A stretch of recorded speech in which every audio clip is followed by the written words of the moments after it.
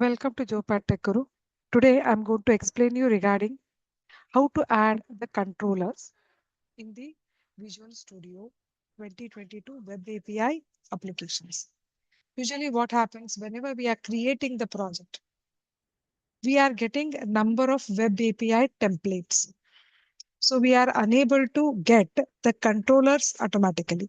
So for that purpose, I'm trying to open a Visual Studio now. Click on Create New Project. If you just search for Web API, you will get number of templates, right? You can see that we are having the ASP.NET Core Web API, ASP.NET Core with native AOT, ASP.NET Core Web API, ASP.NET Web Application.NET Framework, right? Like this, we are having a number of things connected with both VB as well as C#.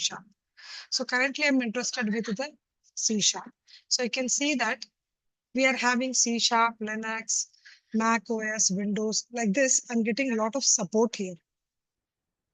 So this is ASP.NET Core Web API, right? So if I'm clicking on this particular template, you can give any project name. It is going to ask you the location and it is going to tell you which is the standard solution file which is going to get created. Now, once I click on next, right, here you are having one of the checkbox.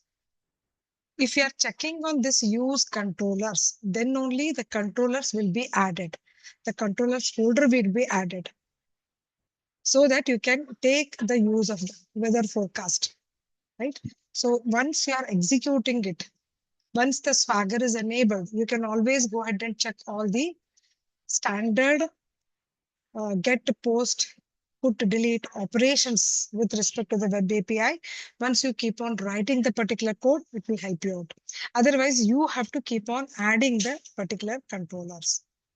This is what ASP.NET Core Web API with multiple platform support or the core support.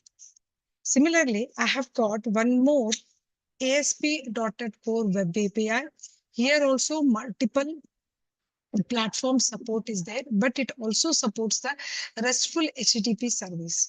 So once I create this, you can see that I'm getting configure for HTTPS, enable container support, right? And enlist in a .NET Aspire orchestration, right? But we are not getting anything related to the controllers. Only in ASP.NET Core Web API, right? Without RESTful services, you will get that controllers folder automatically. Otherwise, we have to keep on adding the models folder, controllers folder, everything within the Web API applications. So hope this video is helpful for everybody. Again, I'll meet you with one more video. Please subscribe to my channel. Click on like and share this video to your friends and your colleagues. Thanks, everybody.